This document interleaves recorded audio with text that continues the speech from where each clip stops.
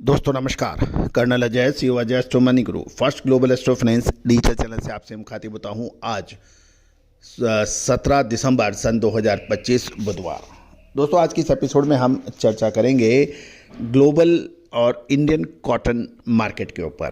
साथ साथ ये भी खबर निकल के आ रही है कि आइस कॉटन के अंदर तेज गिरावट दर्ज हो रही है। पूरा एपिसोड ध्यान से सुनें, समझें और पसंद आए तो लाइक कीजिएगा। साथ साथ कॉटन कॉम्प्लेक्स पे संपूर्ण अग्रिम विशेष रिसर्च, चाहे वो कॉटन सीड ऑयल केक, इन सभी पर विशेष अग्रिम रिसर्च रिपोर्ट के लिए आप संपर्क कर सकते हैं। नंबर स्क्रीन पे दिए हुए हैं। सबसे पहले हम प्रोग्राम के प्रथम भाग में चर्चा करेंगे ग्लोबल और यानी वैश्विक और भारत के अंदर कपास का उत्पादन 2025-26 में क्या संभावना है और क्या खपत है और एक्सपोर्ट कितना हो सकता है, इंपोर्ट कितना हो सकता है, यानी रिपोर्ट। दोस्तों खबर निकल के आ रही है कि ग्लोबल कपास उत्पादन यानी वैश्विक कपास उत्पादन 2025-26 में 117.68 से 119.79 मिलियन बेल्स रहने का अनुमान है। एक बेल 480 पाउंड की मानी जाती है। चीन, भारत और ऑस्ट्रेलिया के पर ये खबर निकल के आ रही है। टर्की, मैक्सिको और पश्चिम अफ्रीका के कुछ देश भी इसे सपोर्ट कर रहे हैं। नवीनतम world agriculture supply and demand estimate के अंदर कुछ मामूली संशोधन अमेरिकन रिपोर्ट में भी हुआ है। जहाँ तक भारत की सवाल की बात करें तो साल 2025-26 में भारत में कपास का उत्पादन लगभग 309.5 लाख बेल्स, भारत की बेल्स 170 किलोग्राम मानी जाती है, अनुमानित है, जो पिछले सीजन से कम है। लेकिन कॉटन एसोसिएशन ऑफ इंडिया के नवंबर 2025 की रिपोर्ट में थोड़ा ऊपर संशोधित किया है और कुल आपूर्ति 420.09 लाख बेल्स की रहेगी, जिसमें 60.5 लाख बेल्स का ओपनिंग स्टॉक यानी शुरुआती स्टॉक और 50 लाख बेल्स का इंपोर्ट शामिल है।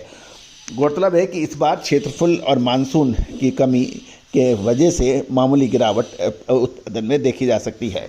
अब हम बात करते हैं, क्योंकि हमने ग्लोबल एस्टीमेट देखा है कि 117.68 से 119.79 मिलियन बेल्स और खपत जो है वो ग्लोबल की 118.1 मिलियन बेल्स रहने का अनुमान है, जो 5 वर्ष के उच्चतम स्तर पर होने की उम्मीद है। बांग्लादेश, वियतनाम और चीन से डिमांड अच्छी रहने की उम्मीद लगाई जा रही है और व्यापार 43.7 से 44.8 मिलियन बेल्स बढ़ सकता है, जिसमें ब्राज़ील और अमेरिका प्रमुख निर्यातक देश के रूप में उभरते रहेंगे।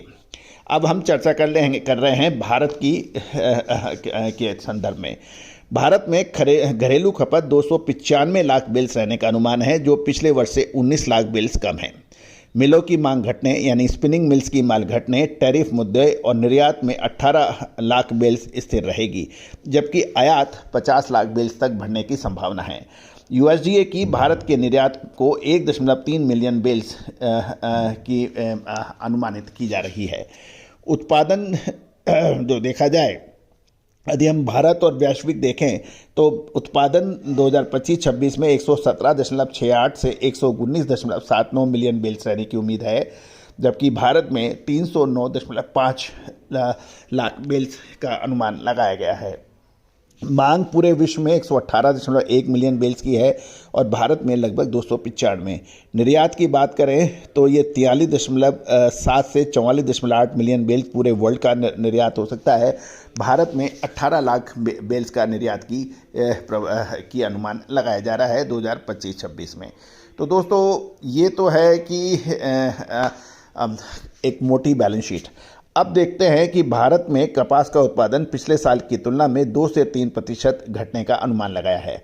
इसका प्रमुख कारण बिजाई में कमी, प्रतिकूल मौसम और किसानों के फसल परिवर्तन से ये देखा गया है। कपास का रकबा क्षेत्रफल 11.4 मिलियन हेक्टेयर तक सुकड़ने का अनुमान है, जो पिछले वर्ष से 3% कम है। किसान दालें, तिलहन, मक्का, चना जैसी दूसरी फसलों की ओर मुड़ रहे हैं। खासकर पंजाब, हरियाणा, राजस्थान, मध्य प्रदेश और में ये प्रवृत्ति अधिक देखी जा रही है।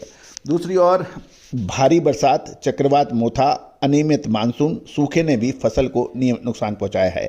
जलवायु संबंधी परेशानी, अधिक बरसात, शून्य शुष्क काल और तापमान वृद्धि ने भी पैदावार घटाई है, विशेषकर गुजरात, महाराष्ट्र में।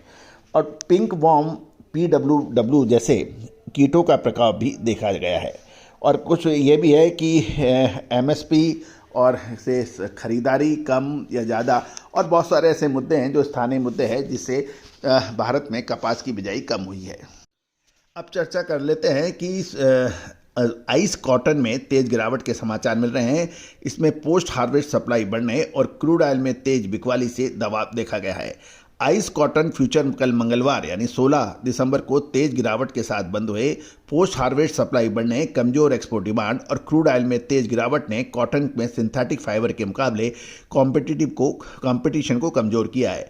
सेशन के अंत में डॉलर की मजबूती ने भी दबाव बढ़ा दिया है। मार्च 2026 कॉन्ट्रैक्ट 84 सेंट गिरकर 63.10 सेंट प्रति पाउंड पर सेटल हुआ और दिन की शुरुआत में रेंज बाउंड ट्रेंड के बाद ये तेज गिरावट आई, जिससे दाम फिर से निचले स्तरों पर देखे जा रहे हैं। सीजनल सप्लाई फैक्टर्स भी बड़ा नेगेटिव रहा। यूएस हार्वेस्ट लगभग पूरा होने के बाद किसानों ये तय करे रहे हैं कि मौजूदा फसल तुरंत बेचें या स्टॉक में रखें। इस फैसले ने निकट अवधि में उपलब्धता बढ़ा दी है।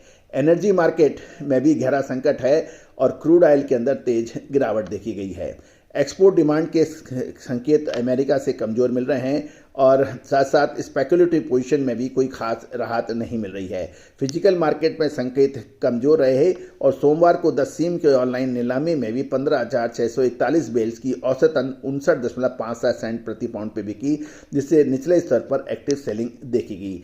कॉटलुक ए इंडेक्स भी 10 पॉइंट गिरकर 73.85 सेंट पे आ गया है। आइस प्रमाणित स्टॉक जो है वो 1497 बेल्स घटकर 12,474 बेल्स रह गया है। कुल मिलाकर निकट अवधि के अंदर कॉटन के अंदर उतार चढ़ाव की संभावना से इनकार नहीं किया जा सकता। All the very best, good luck, happy trading. Sonakshi की रसोई में आज की स्पेशल गेस्ट है मौसमी चैटर्जी जी। ये जी नहीं, मौसमी आंटी। ओके आंटी मौसमी, तो आज आप क्या बनाएंगी? मैं क्यों बनाऊं? मैं तो गेस्ट हूँ, आप बनाओ, हम खाएंगे। एक्टिंग में तो हिट हो, अब खाना बनाओ सुपर हिट। ठाट से बनाऊंगी खाना, है ना द बेस्ट एवरीडे मसाला। आओ बनाते हैं मसालेदार छोले। छोले हर रोज के करी में एवरीडे मसाले, शाही बिरयानी में स्वाद का जायका, पटल पोस्तो और शुष्य इलिश भापा।